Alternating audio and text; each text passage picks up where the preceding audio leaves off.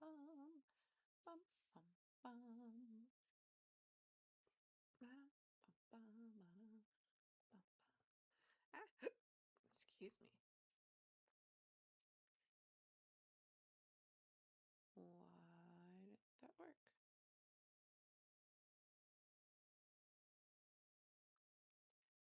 Okay. Hello, everybody. Just getting my life organized over here.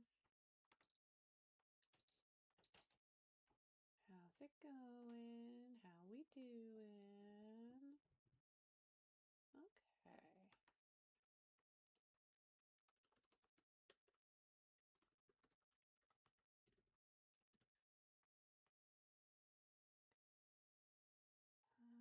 Where did my thing go? Oh, there it is.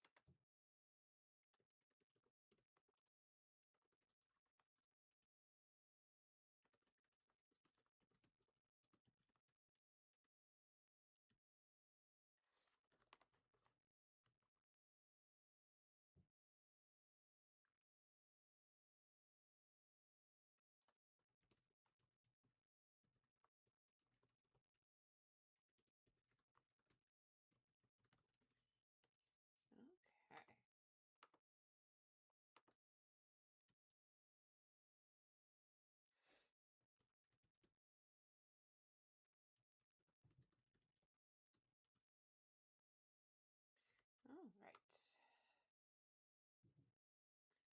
I need to see. Hi, Cassie.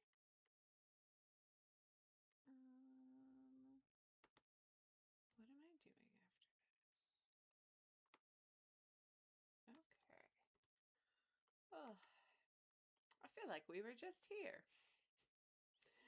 My brain is still asleep today. I have not fully woken up. It takes me so long after we do, especially hub episodes. It takes me so long to like re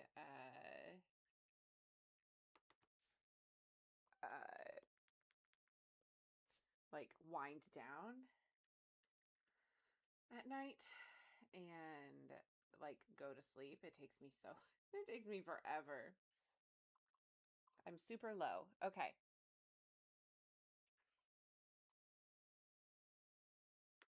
That's because I turned myself down. Whoa. I turned myself down last night because I was too loud. Tell me if that's better. If it's not, then I will adjust.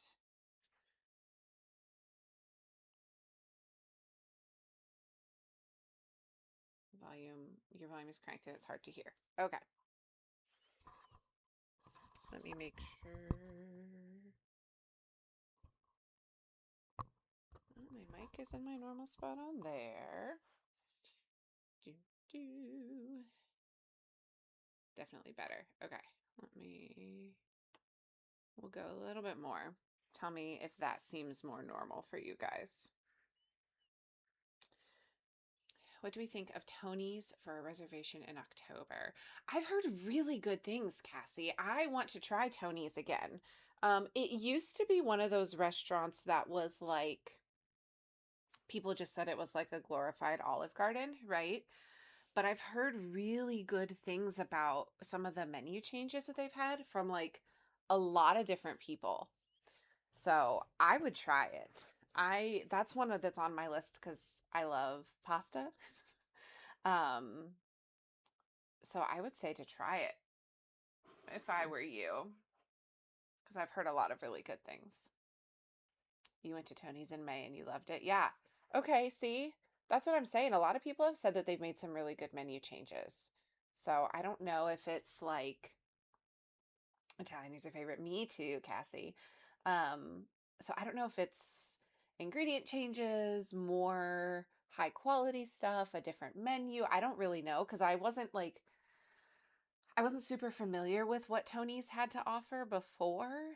So like thinking about what they have now, I wouldn't really know the difference, but I've heard really good things about it recently. So You actually wasn't overly hungry and they let you order kid-sized spaghetti and meatball. Oh, that's nice. Yeah, I know, Melissa, some people will go there and like split dishes too, which I think they generally don't have a problem with. They seem fairly laid back there. You know, some of the other table service restaurants don't let you do that. So that's really nice. You're basically a carb. I mean, same, Cassie. Same. I feel that on a very deep level. Okay.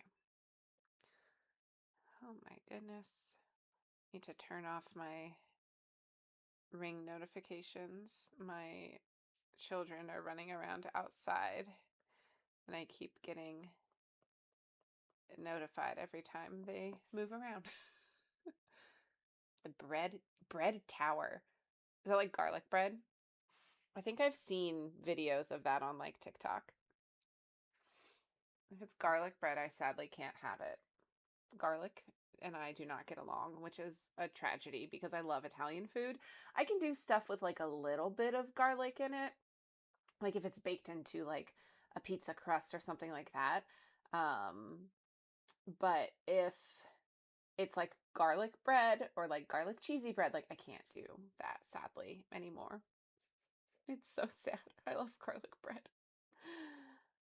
You'd love the garlic bread, but it'd be a waste for just you. Yeah, because it's like massive, right? Isn't it like a huge serving? I mean, Cassie, can you figure out a way? Just like take a Ziploc in. Just take a gallon Ziploc bag and just put all the extra bread in your gallon Ziploc bag and take it back to your room. It'll keep. Yes, with the Parm cheese dipping sauce. So good. Oh, that does sound so good. I might have to subject myself to an evening of discomfort to eat some garlic bread at Tony's on my next trip. That's so funny. All right. Well, I'm going to go ahead and jump in. I have to record again today. You could see, that's what I'm saying. That's what I'm saying. Just put it in a Ziploc. There's nothing wrong with that. You get like 8 pieces. It was too much for the two of you. Yeah, so you need like if you're going to finish it, you need like 4 people probably, right? But if it's just you, Cassie, that's what I'm saying. Just throw it in a Ziploc. That bread will last for a couple days. Ooh, especially if you take it, put it in your fridge in your room, right, to keep it, and then take it down to the like food court and like throw it in the microwave for a few seconds. That would be the way I would do it. But yeah, I have to record today because we have 4th of July coming up and I'm trying to be really good about having episodes for everybody. So we're recording today a bonus episode so that I'm ahead going forward is the goal. So we're going to talk about Disney budgets today. Thank you guys for hanging and for being here again. I know we just all saw each other last night too.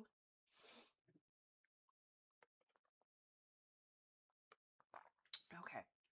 The good news is last night my chat on here was doing weird things. It kept trying to like translate posts. I have no idea why it was doing that. It was cracking me up though. You got like, and I couldn't like tell anybody because nobody else could see it. And like, there was no way for me to show you guys what it was doing, but it kept trying to um, like translate the like names in the chat to be like words. So like Cassie's name was coming up like cat in the in the uh in the chat, and I for the longest time I was like, why are they calling her cat? That's not her name. And then I was like, oh, what is my chat doing? It's like auto translating things for people. Very strange. So I'm glad it's not doing that today so far. So that's good. It kept doing it for like anything that wasn't a like traditional like English word. It was trying to translate things for me and I was like, why? Why are we translating things? Hi, Ginge. It was so weird. And at first I was like, again, I thought I was like, what is going on? Like, why are people talking so weird in the chat? And then I was like, oh, nope, they're not. My translate feature is on OBS, but like I didn't change my OBS from last night to today and it's not on there now. So I have no idea what happened last night. It's a special edition, keeping me on my toes. And like I said, it's only on my screen. I couldn't show anybody else. It was very strange. So, hi, Anna. All right, friends, let's talk some Disney math. I like how Melissa put that, Disney math. We're talking budgets today. Okay. Awesome. All right. Welcome, everybody, to another episode of Mom Street USA. I am your host, Jackie, and on today's episode, we are talking about something that is very important to a Disney vacation, but something that so many of us don't necessarily enjoy doing, and that is budgeting. So the goal for today is to give you a realistic idea of what a Disney budget breakdown looks like. So that way it doesn't feel quite so overwhelming, because it can absolutely feel overwhelming. There are so many little details and things to consider when it comes to making your budget for Disney. So we're going to break it down into some smaller categories to help you find like a happy range that your bank account can handle for a Disney trip. So for the purpose of this episode, I'm going to walk you through the process of each step, but your own needs and family size and all of that will also vary based on you, right? So I'm not going to be able to go over every single different makeup of a family need and budget range in this episode. So my hope is that it will help you be able to think through each step, so that way when you are planning for your trip, you can adjust what you need and then follow along with your family of whatever size. So that way you kind of have, at the end of this episode, you can have an idea of a breakdown for what looks realistic for your group. Now, I am a crazy lady when it comes to planning Disney trips. So I like to track everything whenever we do our big family trips. I don't do this as much on my solo trips because I just try to do those kind of as cheaply as possible. But for my family trips, I like to track everything on spreadsheets because I am that type of person. And I don't do anything super fancy. I just have a couple columns, and each category that we're going to talk about here in this episode in a moment just gets its own column, and I make notes or I type different things into it, and then I have an area where I can total all of the costs that I am anticipating in that particular section. So that is how I personally organize my budget. I know there are tons of different ways to do it. You can do a spreadsheet, you can handwrite it out if you prefer like the paper pencil method. It really just depends on your preference with that. But let's break down our budget into these categories to help keep it organized. So we're going to talk about tickets, food, travel, hotel, and then merch and souvenirs and extra costs at the end. So those are kind of our 5 categories that we're going to be working with for today's episode. So we're going to workshop some examples and look at some numbers as they are current. I'm recording this in June of 2026, and I'm going to use the first full week of September as reference. So that's kind of where we're looking, like post Labor Day kind of range for pricing. Now, please remember that pricing does vary greatly based on the time of year. So the pricing that I'm going to see in September is going to be vastly different than the pricing that we see come December, right? Or even January, February. So it really, really varies. Sometimes it only varies by $10 or $20. Sometimes it varies by a couple $100. So keep that in mind. If you're on a really tight budget, I highly suggest doing some research on what times of year at Disney tend to run cheaper as far as like resorts go. That's going to be your biggest difference that you're going to see.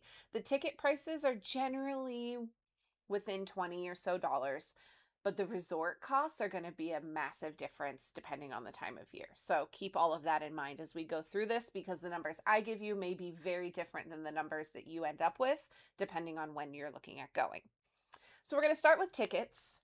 This one, all of these are so dependent on your choices and what you want to do, but this one is highly based on the length of your stay, obviously. I always suggest when you're planning for your tickets to have at least one rest day in the middle of your trip to help break up the long park days if you're able to.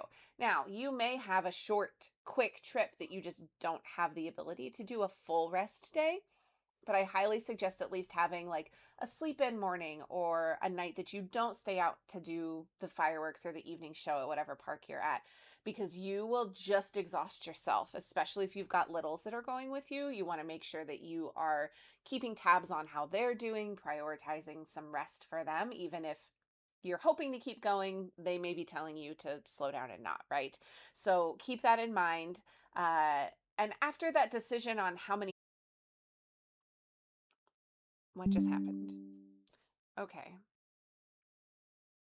Did that go funky for you guys? I just got a notification that my OBS disconnected and reconnected. Are we good? Let me know. Why is it a Friday and my things are not working? Let me know if you guys like if we're good, because I don't know if you heard me or not.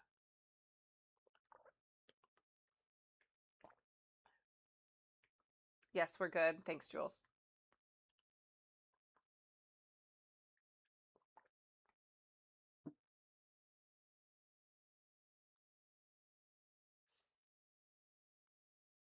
Okay, I'm gonna keep going because I think we're good now.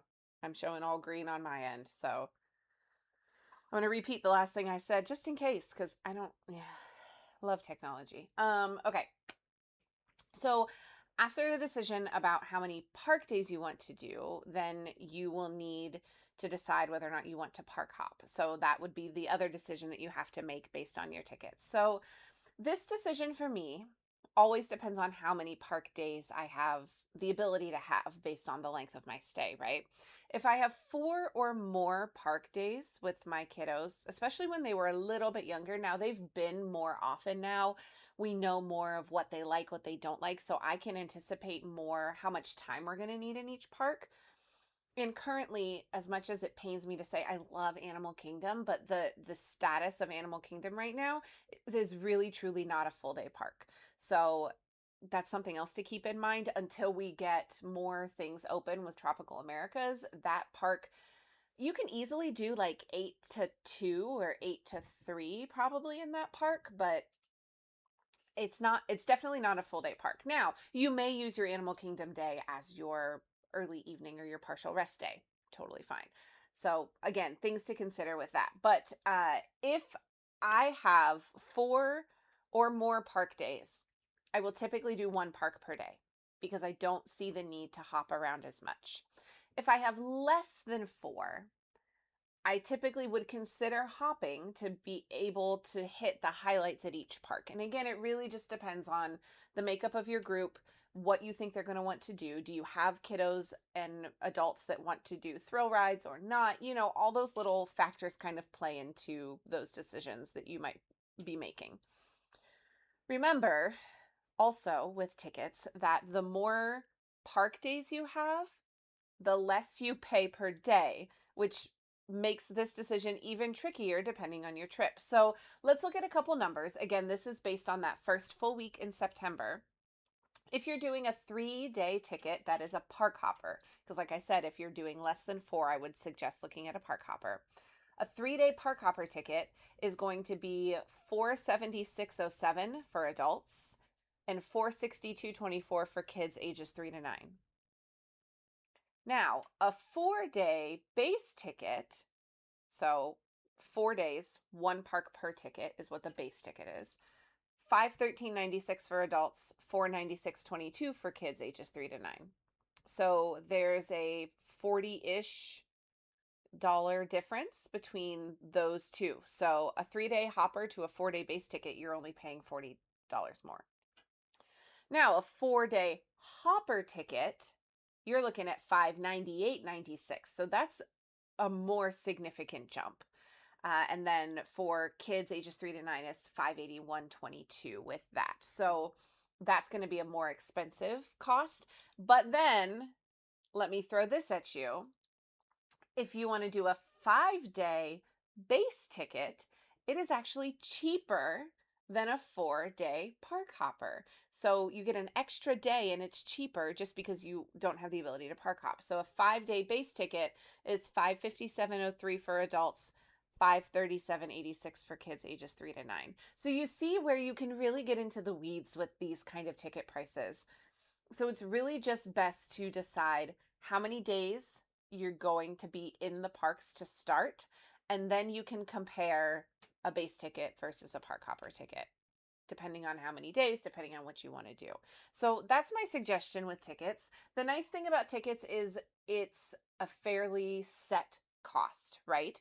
You're not going to have these numbers fluctuate by hundreds week to week. They may, like I said, fluctuate by $20 or $30, but they're not going to be a massive increase in your budget if you are debating about which weeks to go. So tickets are fairly set in those kinds of price ranges because they do depend a little bit now because Disney has more dynamic pricing for tickets than they've had in the past. So a little bit more now. It depends on what day you start your ticket. Helps to kind of set the helps to set what the cost is going to be going forward. But after that, a 2-day ticket is pretty much the same a 3-day ticket, week to week, again, other than some of those holiday really really busy times. So that's kind of the gist on tickets. Again, look at the length of your stay, try to factor in a rest day, and then see how many days you've got left over based on that. Let's move on now to food. There are so many different ways to do a food budget with a Disney trip, and it really just depends on your preferences and what you guys like to do. This cost is going to be one that will vary greatly family to family, group to group, right? But this is also one that is not going to change hardly at all depending on the time of year that you go. So you don't really see at Disney like price increases for the standard like table service and quick service options around the holidays. They just don't raise their prices for those weeks. So they don't have really that dynamic pricing to have to look out for. So it really just depends on a couple different options that you have. So the first option I'm going to talk about is actually an option that we do with my family, and that is like a grocery delivery, packing some food option. So this is a method my family uses. We typically will do easy breakfast options like cereal, Pop-Tarts, muffins in the room, and then we pack our lunches to take into the parks. Disney does allow full coolers and lunches to be taken into the parks. There are specifications on like the size of coolers you're allowed to take, so definitely check that out on the Disney website. And you are not allowed to take anything in glass containers, any alcohol, or any loose ice. But you can like bag your ice up from your resort if you need to a way to keep your stuff cool that's in your cooler. But it can't just be like loose ice in a cooler because of it's a safety hazard. So that is a really great thing that Disney allows because it does give you the option to save quite a bit of money on your trip if you're planning to do this. So with this, we will typically still purchase dinner in the parks or at the resorts because it can be a little tricky to pack multiple meals to take into the parks with you, right? Lunch is pretty easy. We can do, a PB&J for the kids, a turkey sandwich, things like that. Or sometimes my husband and I, when it's really hot out, we just prefer to kind of snack. We'll have like some granola bars or some fruit, for us because we don't really want a full lunch meal. Our kids typically still eat the same amount that they would eat at home regardless. So but for us, we like to then just purchase dinner in the parks because that's a little bit easier. So we don't have to think about packing extra food to make it through all the way through a really long park day.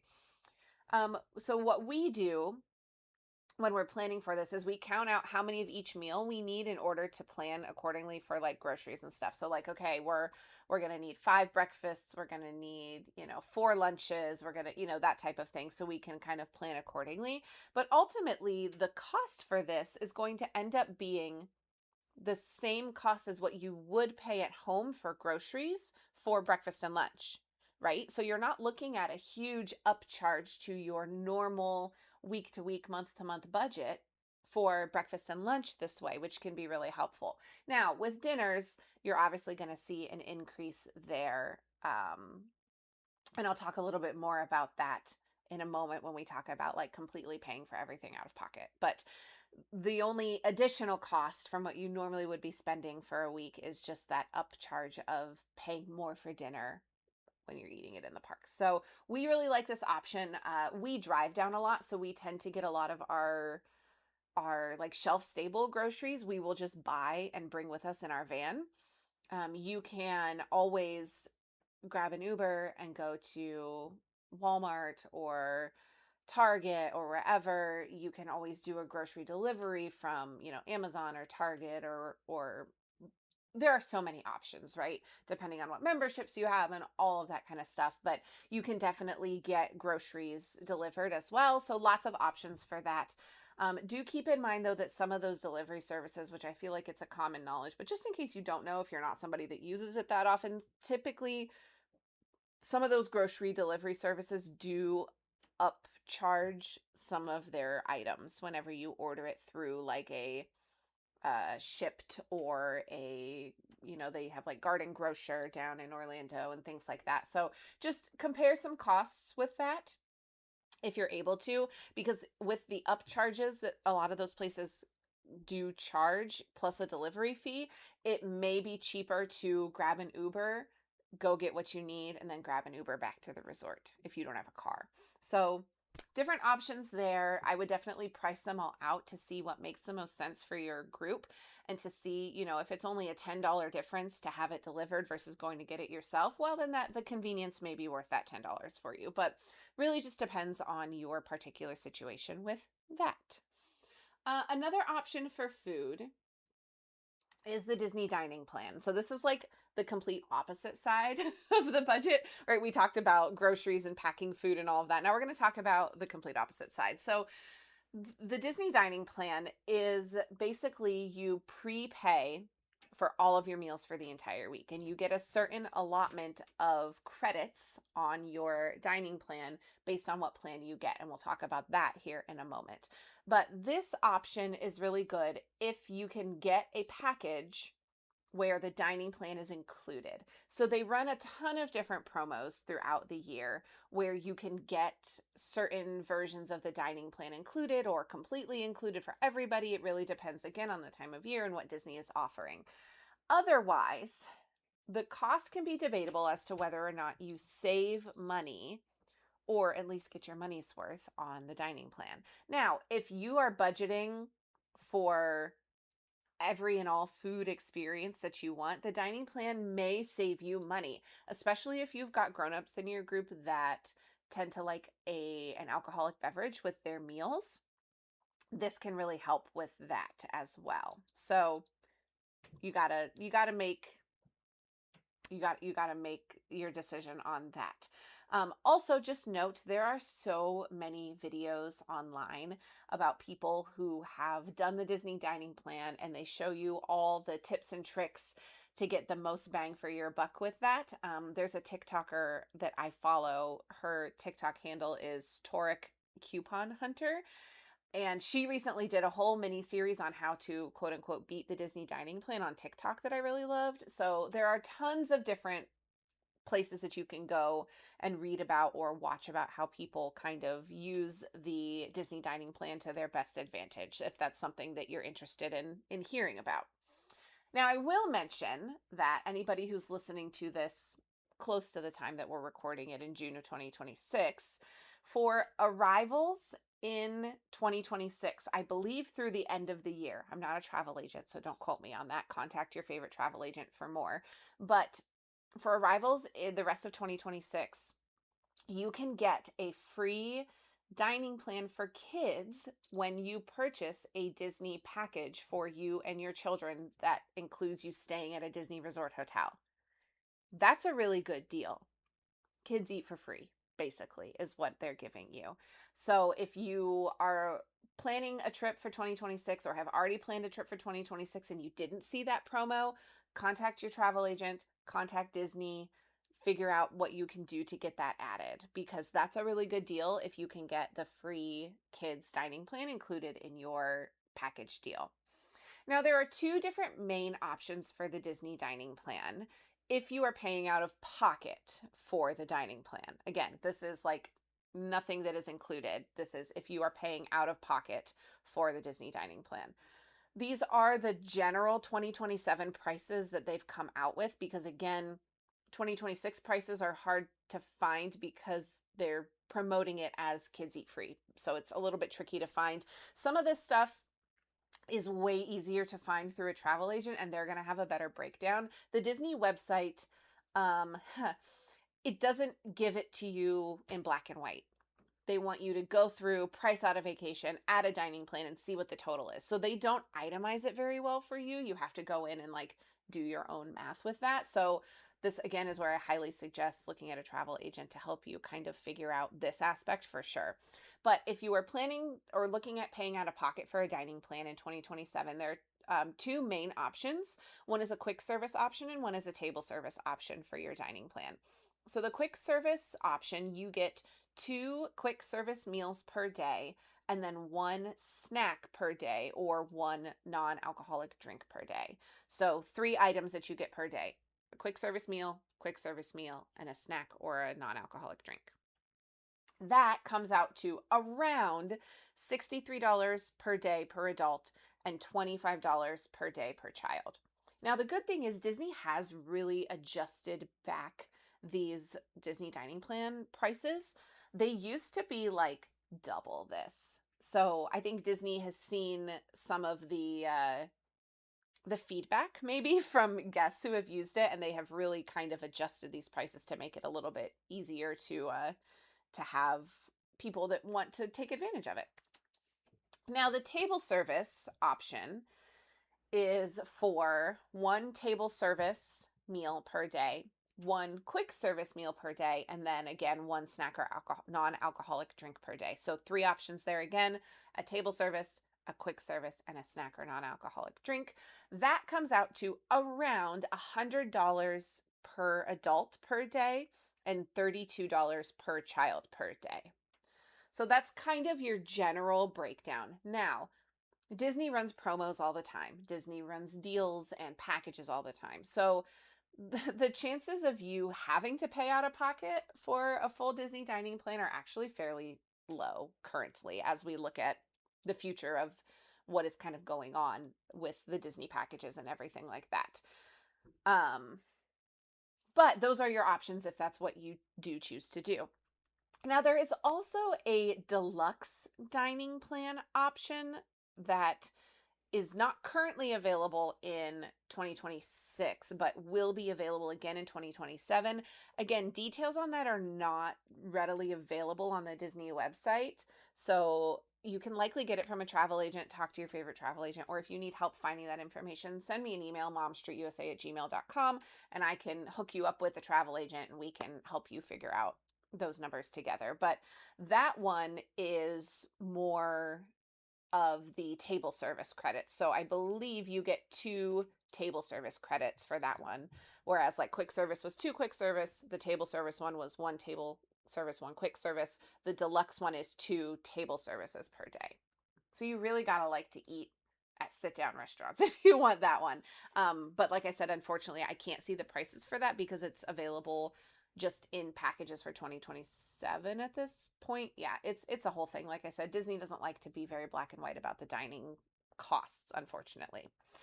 Now, the thing with the dining plan, again, we talked about getting your money's worth. This can be a really good option if you're already planning to eat this many meals in the Disney parks, right? So if you're already planning to eat 2 quick service meals and grab a snack for breakfast, look at the cost and see like, okay, yep, I know that at Magic Kingdom, I'm planning to eat at Tony's and I'm planning to eat at Skipper Canteen. Then look at your cost for table service. Those are 2 table service. Let me give you a different example. So let's say you know that we were talking about Tony's earlier, Cassie. Now you got me thinking about that. So let's say you're going to eat at Tony's for your table service, and then you're going to eat at Pecos Bill for your quick service. Look at what you would spend if you were to get exactly what you wanted off that menu and then see how that breaks down to what you're going to spend on a table service plan. Or look at two quick services if you're going to eat at Cosmic Rays and Pinocchio Village House. Look at what you would spend there and see what that breakdown looks like. If it's going to be almost even, or you're going to be spending less than what the dining plan is giving you, well, that may help you make that decision. Now, again, if you're going in 2026, your kiddos are going to eat for free on that dining plan. So that is a huge win. Keep all those things in mind when you're planning accordingly for that option. Okay, enough about the dining plan. Let's talk about now the last option for food, kind of broad option, right? There's still so many decisions to be made, but let's just say you're going to just go and pay out of pocket for whatever you want to eat in the parks. In this suggestion or in this category, let me start that again. In this category, if you're going to be paying out of pocket, you will have the most control over what you pay, right? So this is something to really consider if you want to eat at a couple, maybe table services, but you don't want to do it every day, or you have like one special character meal you're planning, but then you're going to do quick services the rest of the time. Different options. It really just depends. But you will, with this option, you will need to price out every meal in order to properly budget for food. So it just really depends on if that's something that you want to do with your Disney budget. I don't mind doing this the way that we do it because I'm just planning out the dinners in the parks because everything else is already taken care of with our groceries that we get. But I am planning out every night and where I think we're going to eat, or maybe two options of where I think we might eat. And then I'm looking at, okay, my husband is probably going to order something in this general price range. I'm going to order something in this general price range. My kids are going to spend this much. And then I'm kind of getting a general estimate for what I think we're going to spend for that night. Now, I don't always go super specific with that unless the menu is like, nope, I know my kid's going to eat that. Or like sometimes the cost for things is just like a set prefix cost, right? Depending on where you're going. So like those ones are super easy to budget for because you automatically know my kids are going to be $29 and the adults are going to be $54 or whatever it is, depending on where you're going and what, if you do table service reservations and all those types of things. So keep that in mind as you are looking through.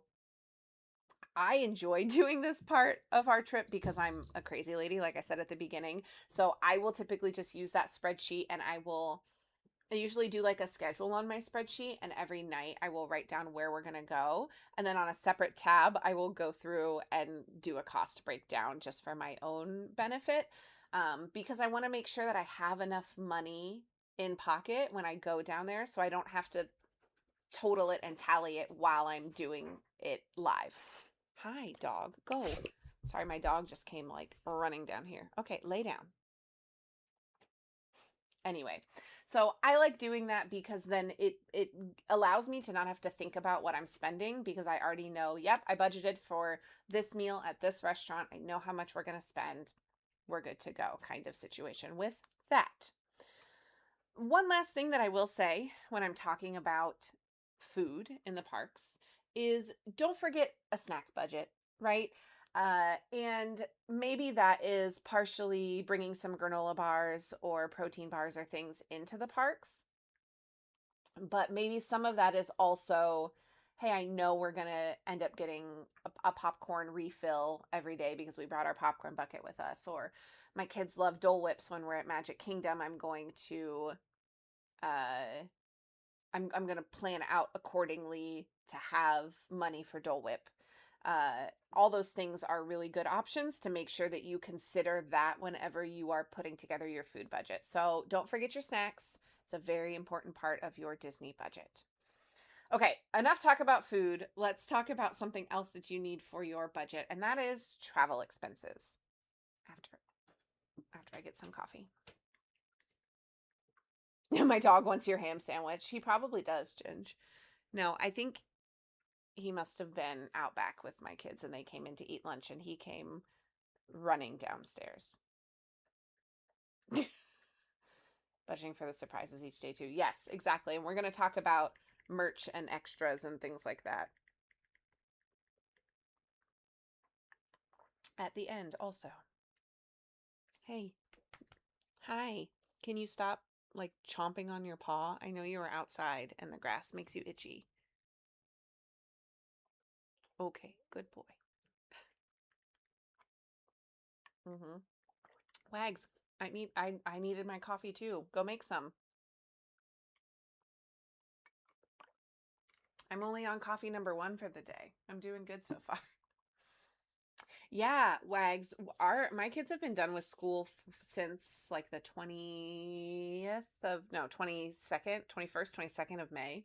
So we usually get out before Memorial Day, which is really nice. So I feel like my hair is like doing crazy things. These ones over here. There we go. Oh my gosh.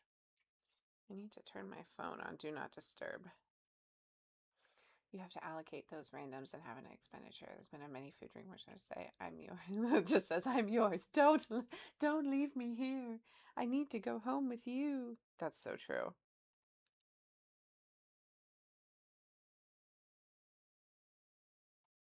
Okay.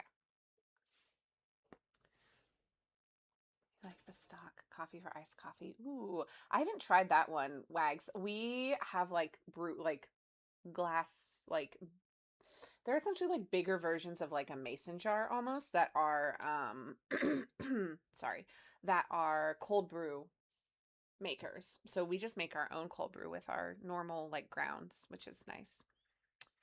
Your kiddo's still in school, but finals start next week. Wow, Wags, that's so late. That's crazy to me. Your son is done today, and your girl's daughter is out Tuesday. Wow, man, you guys over on the East Coast are going so late. Yeah, we usually get out before Memorial Day, but then we go back like early, well, second or third week of August usually.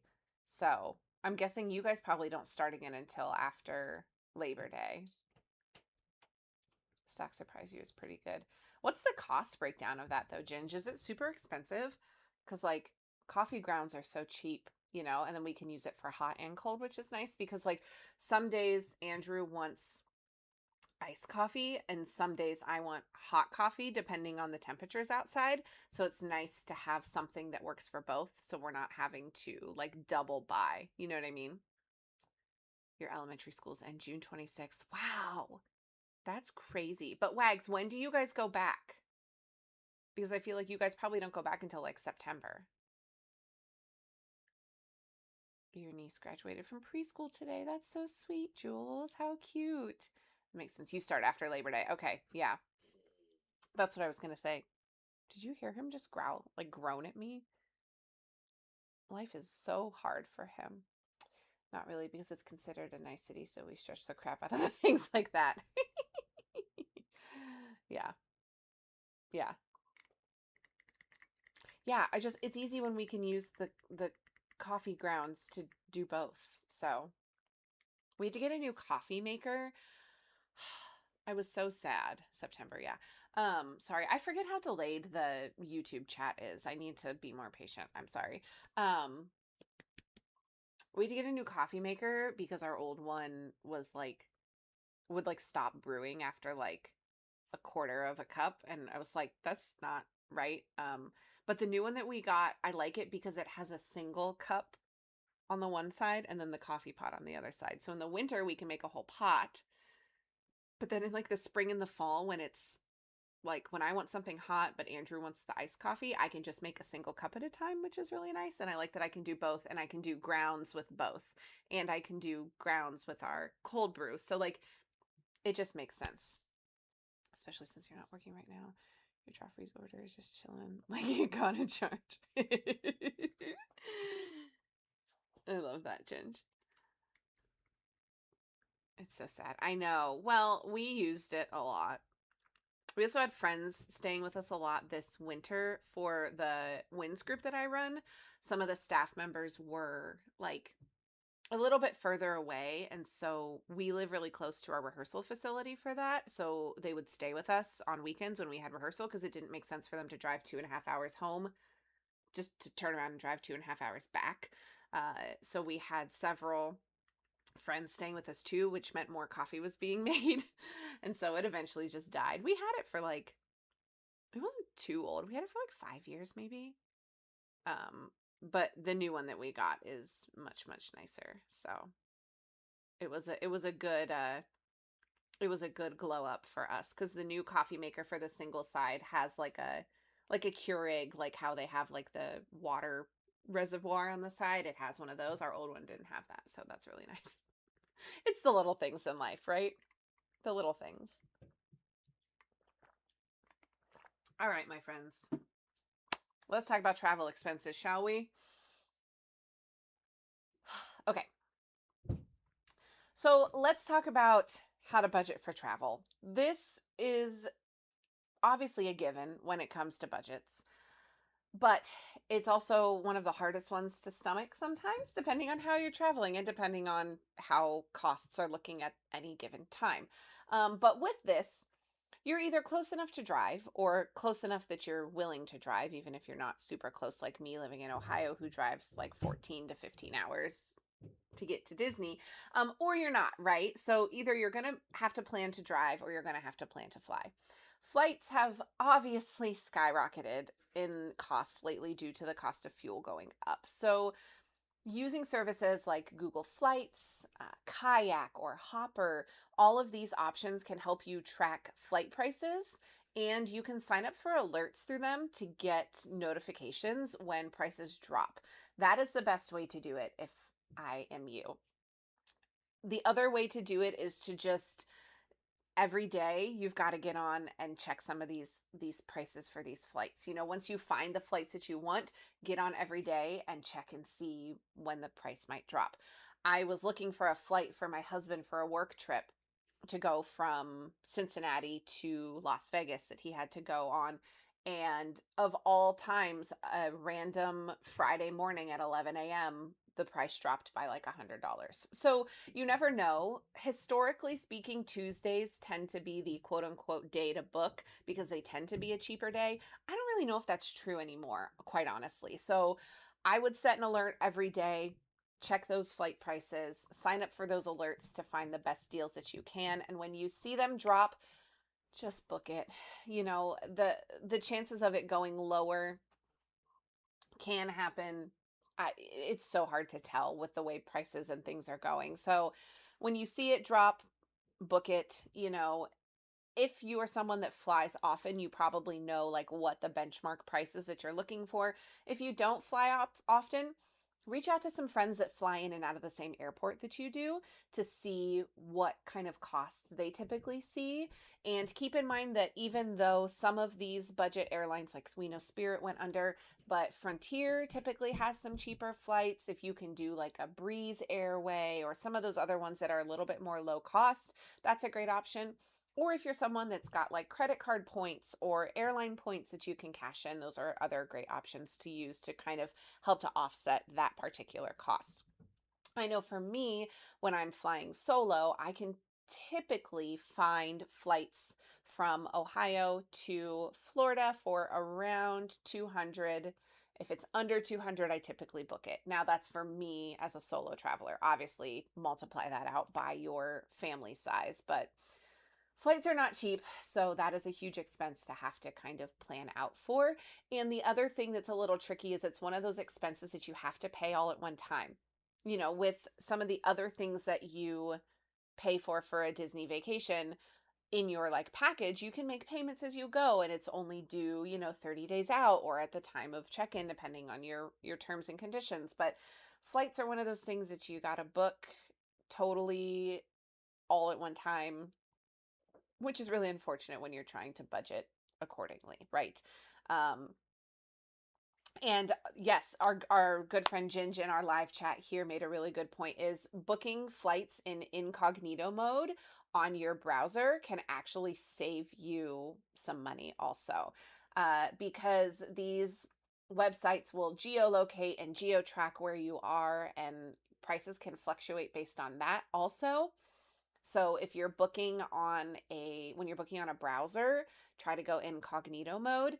Sometimes you also will find good deals booking through an app as well. So like Southwest and Frontier will sometimes have in-app deals that if you book through the app, you can find deals. So there's lots of different things to keep in mind, and you really want to start looking at this pretty far in advance. Now, I don't necessarily suggest booking, a year and a half in advance. Sometimes you can't, right, with these airlines. But I would definitely start looking as soon as you know your dates and your dates are fairly set, even if they're maybe flexible by a day or two. You want to start looking up flight prices to give yourself an idea of what range you're currently looking at. But incognito mode is a good way to help with that also. Now, if you're driving, other things to consider if that is your route to get there. Are you taking your own vehicle or your spouse's vehicle, a family vehicle, a friend's vehicle? Are you going to rent a larger vehicle? That's something else to consider as well. When we have gone with friends, we have always looked at, do we want to rent like a bigger SUV? Before I had my minivan, before we had, both of our kids. So it was like, well, we're going to have 4 or 5 adults. So we're going to drive down. We've got a bunch of suitcases. Do we want to rent a bigger vehicle? And we have done that on a couple occasions. Something to consider. Again, considering gas mileage and gas costs can maybe help you with that as well. If your car that you're driving gets really, really good gas mileage, maybe you consider, okay, how minimally can I pack so that we can all fit in the car, because it's going to be a lot cheaper to drive my car down than it would be to drive a minivan down. Those types of decisions. It sounds really nitpicky, but it can make a several $100 difference in your budget when it comes to your travel expenses for that. Other things to consider when driving: toll roads. If you're driving down there, you're going to probably go across a toll road in Florida to get to Orlando. Considering gas fill ups, how many times you're going to have to fill up the tank, kind of mapping out, okay, we can go about this many miles, how many fill ups are we going to need, and how much does it cost to fill up a tank of gas in our car that we're taking. Parking costs, if you need to consider that at your hotel. Now, this is included in your fees at your Disney resort. But if you're doing like a Good Neighbor hotel somewhere off property, somewhere in the Disney Springs area, it may or may not be included with that. So taking a look at that, if you're going to be driving and parking a car, making sure that you're not forgetting about, because some of those have parking costs that are, $30, $35 a day. That really adds up if you're there for a whole week. So different things to consider. The other thing also to consider is if you do fly, when you get there, are you renting a car? So again, you just really have to consider all of those different options. You don't necessarily need a car when you're staying on Disney property, or even if you're staying at some of those Disney Springs resorts, you can probably get away with not having a car, depending on travel needs and shuttles and all those details for your resort. But I think it's nice to have one personally, but that's my personal preference. Again, if you're staying at a Disney resort, parking is included, and you can also drive and park for free at the parks as well, which is a really nice benefit. So if you're already staying on property, you can go, when you go to the parking gate for like Magic Kingdom, let's say for the TTC, you just tell them you're staying on property. They will scan your Magic Band or your card, like your key card for your room, or your account, like your wallet, your digital wallet, to confirm that you're staying on property, and then you don't have to pay for parking there as well. So all of those things are different kind of travel related ideas that you might need to plan for. Again, I don't really feel like I can give you a price range for any of that, because it's so dependent on how you're getting there, what size your party is, where you're coming from, all of those things to be considered to help you kind of budget for travel. But that, again, that travel expense is going to be one of the biggest expenses that you're going to have to get you down to Disney, simply because right now fuel costs are insane and through the roof. And Ginge made another really good point in our live chat here. Thanks, Ginge. Shout out to you for helping. But you can do certain things like Afterpay for flights. So there's lots of different little options with that. Like I know through my Chase account, I can split certain transactions into multiple smaller payments. So different things like that you can look at as well. Also, if you're planning to use it on a credit card, obviously don't put yourself into debt by planning to buy flights to Disney if you can, at all avoid it. But putting it on a credit card and paying it off little by little can also be an option if that's something that you need to do in the meantime. Okay, I think that's enough about travel. Ugh, that part always stresses me out. It's so expensive. I keep thinking about this because we're planning Disneyland in a couple years, and I keep dreading in the next 2 years what's going to happen to flight costs to get me out there. So we will see. We will see. But I am already starting to budget and save for that trip because it's going to be a lot to get 4 of us out to Disneyland. So let's talk about something a little bit more enjoyable and something we maybe have a little bit more control over how much we pay for, and that is your hotel cost.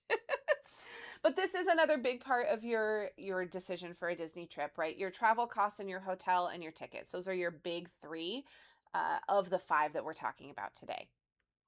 First decision that you need to make is, are you trying to stay on property or off property? And then second decision from that is, what level resort fits your wants and your needs for your particular group.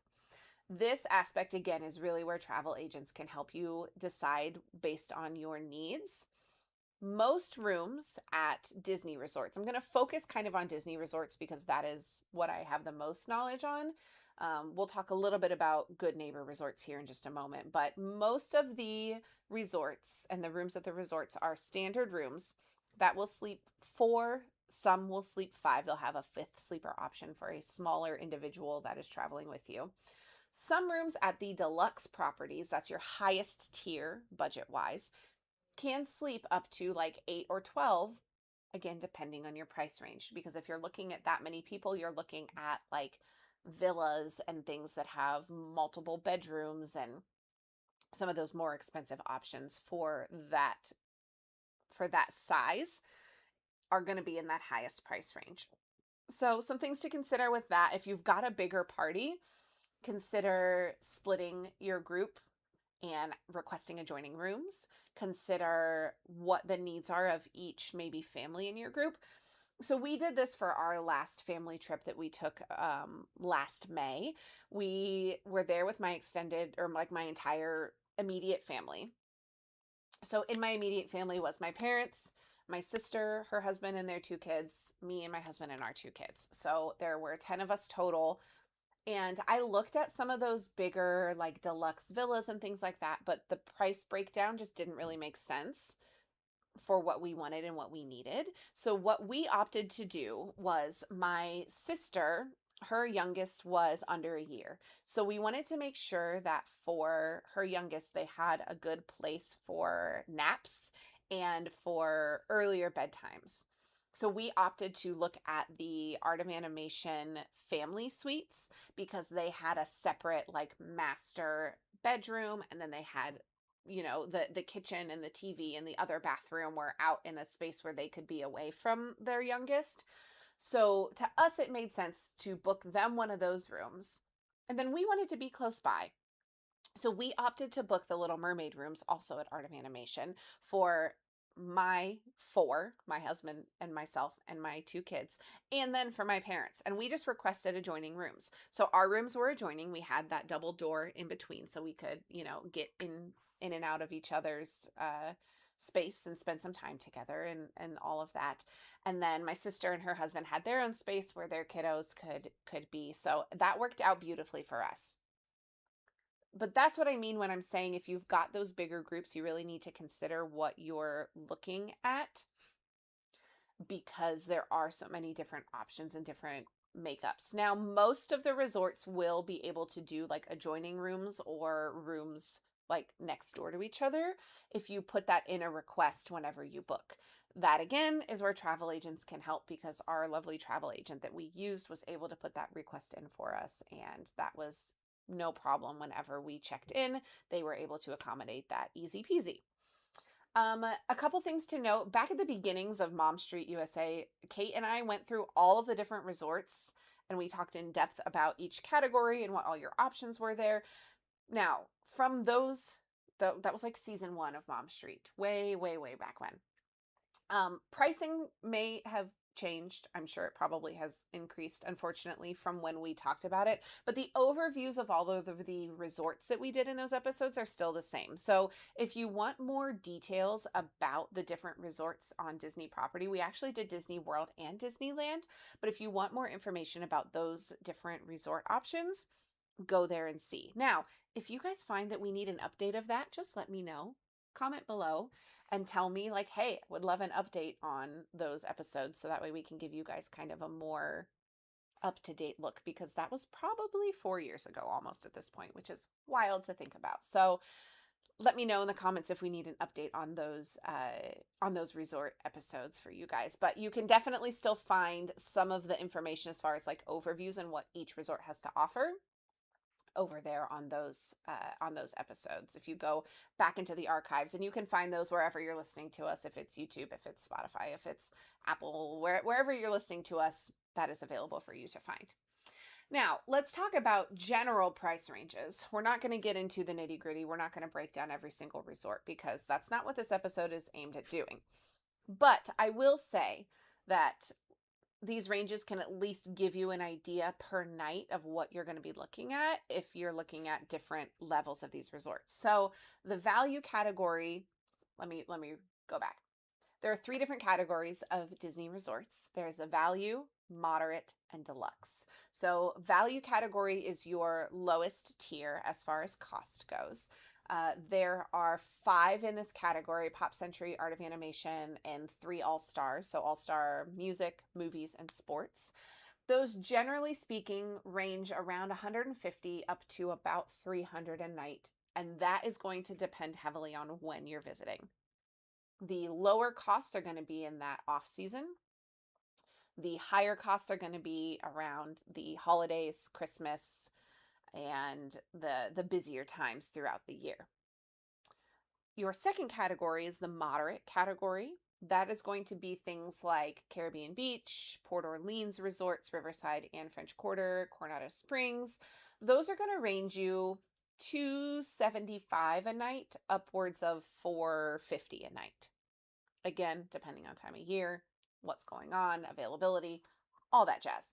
And then your deluxe category, this one has a much wider price range because this is where you're going to see all of those like villas and the fancy bungalows at the Polynesian and all of that. But that is the Contemporary, Grand Floridian, Animal Kingdom Lodge, Polynesian, all of those types of resorts, Riviera. I didn't list all of them. There's like 15 in this category, I think. But those range anywhere from around $500 to $900 for like a standard room option. And then they go up from there upwards of $2,000-$3,000 if you're paying for villas with club level and resort or a park view and all of that. So tons of different options. It's hard to kind of put you in a price range without knowing, right, like what your budget is. Are you looking to do it on a budget? Are you looking to splurge a little? Are you looking to splurge a lot? So kind of think about where you may fall, because the other thing to consider with that is also the amenities that come with it. So value amenities are going to be very basic. You're going to have a basic food court.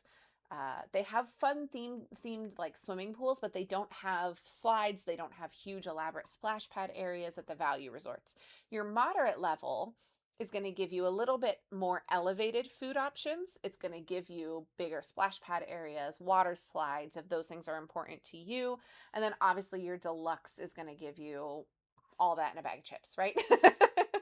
So thinking about your amenities as well as your price range is really important too. If you've got kiddos that love pool time, or you're someone that loves pool time and you want to give them access to splash pads and water slides, the moderate level at the minimum is what you're going to need to look at. So keeping that in mind also when you're looking to budget can be a big thing to consider too.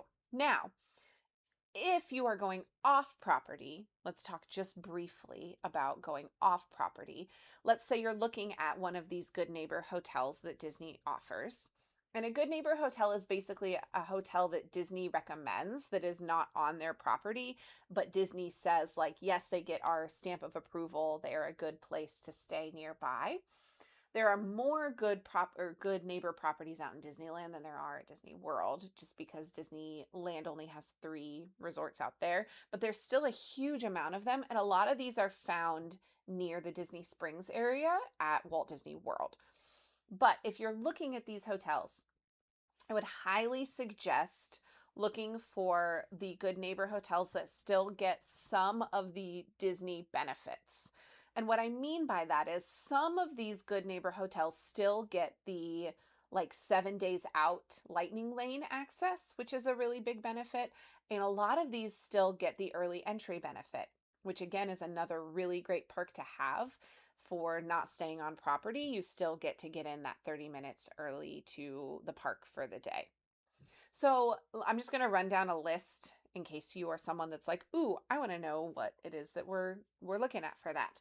So with the lightning lane benefit, and again, if you need more help on lightning lanes, I've done a ton of episodes, or send me an email, momstreetusa@gmail.com. But you can book 7 days out of your check-in day if you're staying on property, or if you're staying at the Dolphin, the Swan Reserve, which those are all Marriott owned, or Shades of Green, which is the military resort. So those 4 will still get you that 7 days out booking availability if you are trying to do lightning lanes. So that is a massive perk of doing that, especially if you're someone that frequents Marriott resorts and you have like points and things like that that you can use to book over there. That's really good to know. The other thing to know is that those Marriott resorts, so the Dolphin, the Swan, and the Swan Reserve, will also do an annual pass discount. So if you are an annual pass holder and you're coming down, maybe you're looking for somewhere new to stay, somewhere you haven't been before,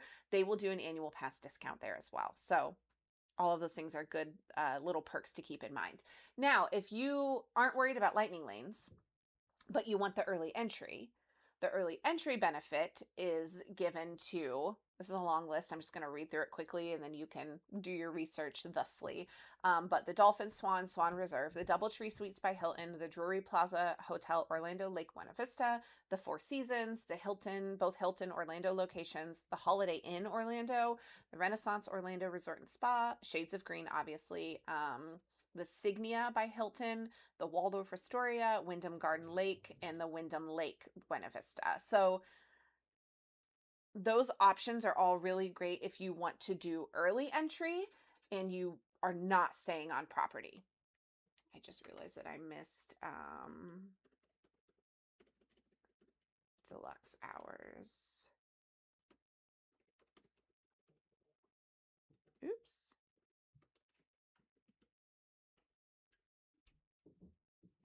Oops. Oh, come on. I wrote it down and then I didn't get my...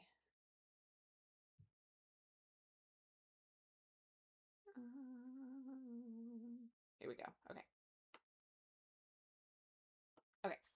One of the other perks that you can utilize if you are staying at select Good Neighbor resorts is the deluxe hours. What do they call them? The extended evening theme park hours is what they call them for Disney Deluxe resorts. So this is a certain time, usually twice a week, typically Mondays and Wednesdays. You get like an extra 2 bonus hours after park close to still be in the resorts. So they offer this for all of the deluxe resorts, but they also again offer this for the Swan, the Dolphin, the Swan Reserve, and Shades of Green. So those 3, now, obviously, you have to qualify to stay at Shades of Green because it is a military resort. But if you are someone that is able to get good deals through the Dolphin, the Swan, and the Swan Reserve, those are fantastic options for off-property, not technically owned by Disney resorts, because you get early entry, you get deluxe hours, and you get 7-day lightning lane booking. You're basically staying on property while still earning points for your Marriott account. So take that for what it is. If one of those makes sense to you, I highly suggest doing that. And I've heard great things. The Swan and Dolphin are located kind of in the boardwalk-ish area. If you're familiar with Disney property but don't really know where the Swan and Dolphin are, that's where you can find them. So they are technically within walking distance to Epcot International Gateway and Hollywood Studios. There are also boats and things like that that will take you there, but that is where they are on property. So they're really convenient locations and they're really convenient price range typically. They usually will fall in that moderate price range, but you get all the benefits of being at a deluxe resort. So take that info again for what it is, but I highly suggest considering one of those if you're looking, quote unquote, off property for your resort. So, okay, I think that's kind of a general breakdown of hotels. Again, we're not getting into the nitty gritty. If you need help figuring out what works best for you, send me an email, contact a travel agent. That's going to be your best bet to get true individualized information based on your needs for your resort hotel. Now, the last category that we are going to talk about today for our realistic Disney budget is merch, souvenirs, and other expenses. So, your limit and budget for this category is obviously completely up to your specific situation. For us, we do our very best to keep ourselves on a budget for merch. However, we're also really bad at keeping ourselves on a budget for merch. Specifically, more my husband and I. The adults are really bad. We're really good at keeping our kids on a budget. So take that for what it is.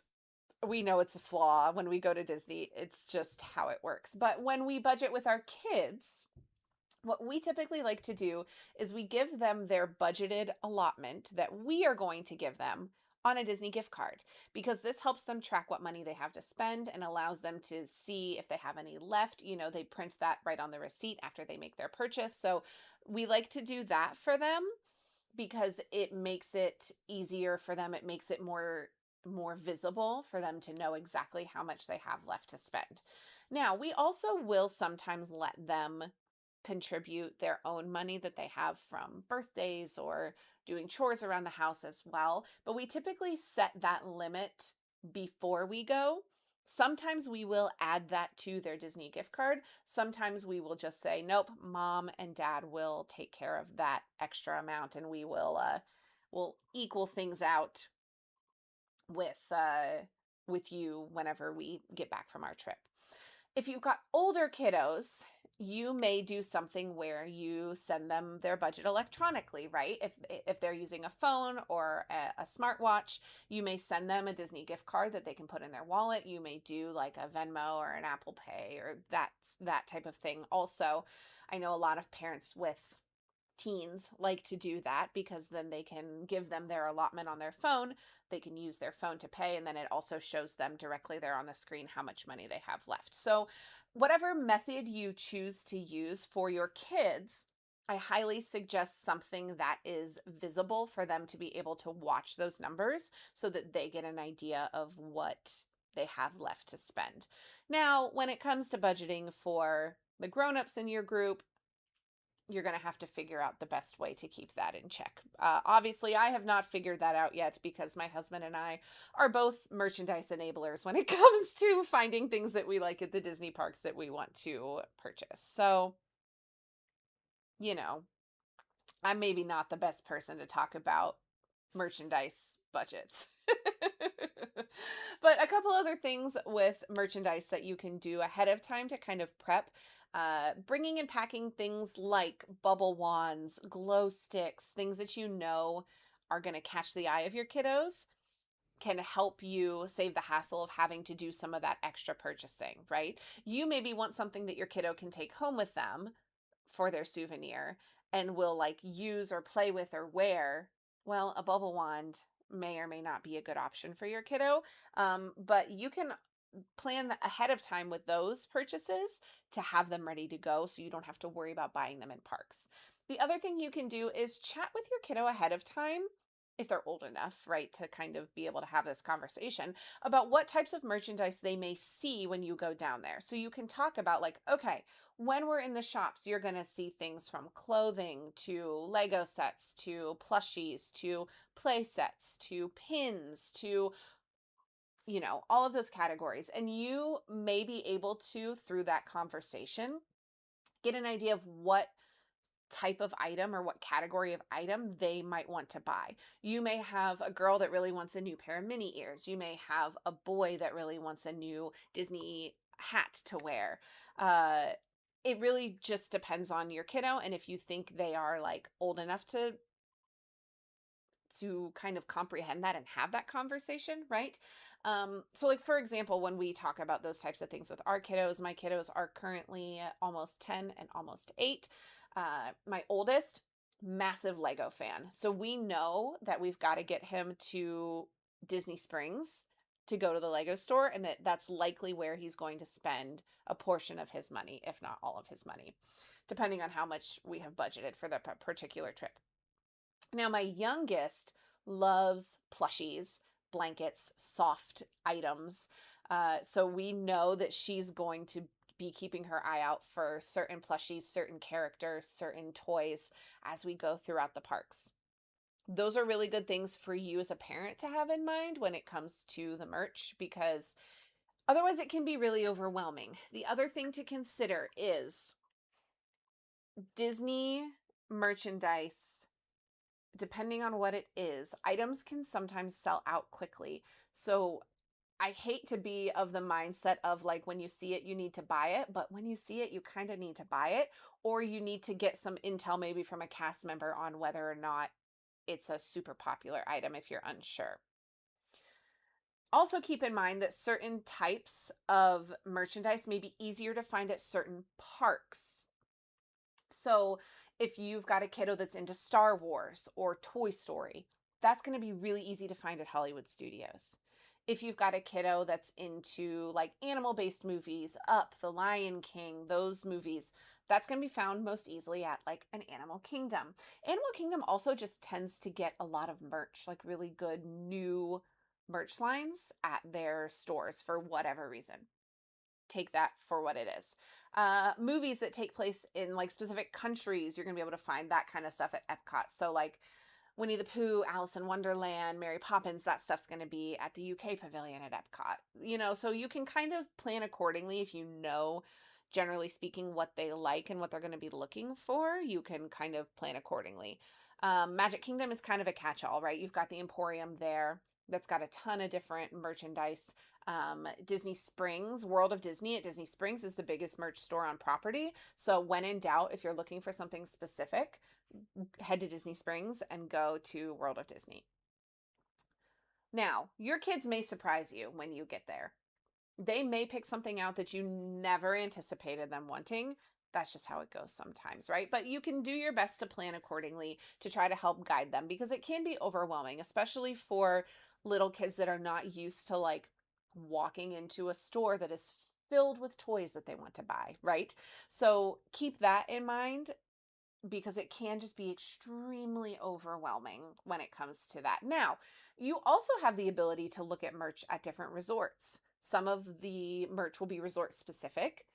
Not every resort always has resort specific merchandise though, so keep that in mind. But a lot of the places will have like resort specific like cups or ears or shirts.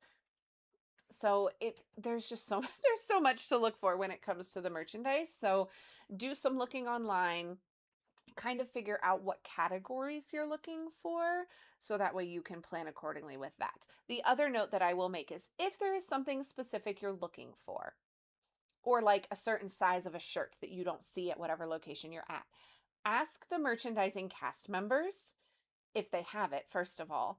And if they don't, ask them and see if they can check the database, because typically your merchandising cast members are able to look up on their little devices or on their computer system where that item is across property and what locations are reporting it as in stock, or is it sold out across property, right?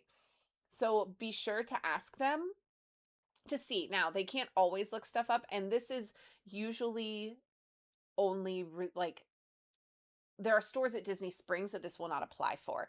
So like World of Disney, you can ask them to look it up. Anything that is like Disney owned and operated, you can ask them to look it up.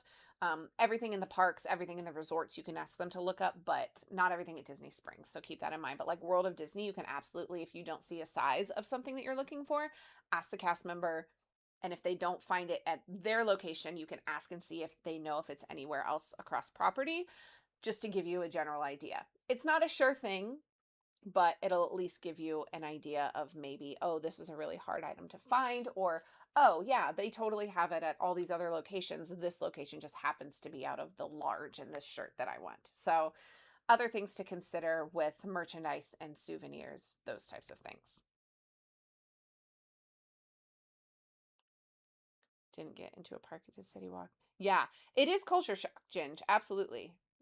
Yes, and resorts for sure. Okay, almost done. The other thing in this kind of extras category to consider are any of these like magical extras that you may be planning for in your budget. If that's building a droid or building a lightsaber, if that's going to the Bippity Boppity Boutique, if that is doing a capture your moment photography session, any of those extras, all the tours and stuff that you can do at like Animal Kingdom or any of the other spaces across property, those are other things to consider when you're budgeting as well. So if you're really wanting to splurge on like a special activity or a special event, uh, fireworks, dessert parties, there are so many options that Disney offers.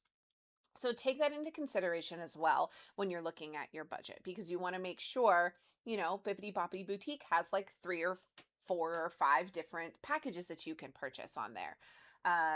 There are different options and levels for some of the tours that you can do at Animal Kingdom if you're looking for a special experience for your group.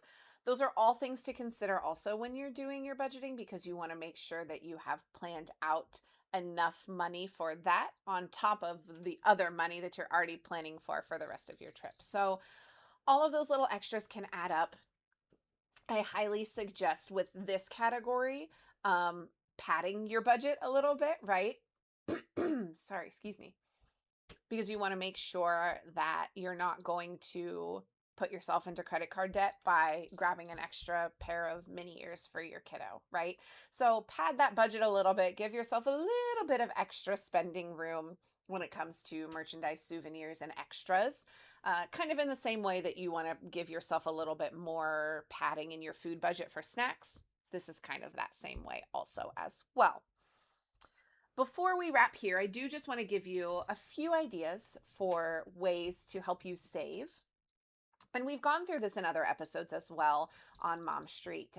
So again, hop back into our archives. We did like a whole ways to save for Disney episode, but a couple different options that you have. Several locations will have discounted Disney gift cards that you can purchase. You can also use discounted, or the ability to buy discounted gift cards for like gas cards, or like I know like Southwest Airlines will have discounted gift cards through like Sam's Club. Look for those everywhere you go. Target has them, Costco has them, Sam's Club has them, BJ's has them, lots of different places. Do some quick Googling online to see what locations near you, or what locations you may have like a card, like a membership card to, that you can find those. Because like Targets are only discounted if you have a red card. Sam's Club, Costco, BJ's, you have to have a membership card to have access to that.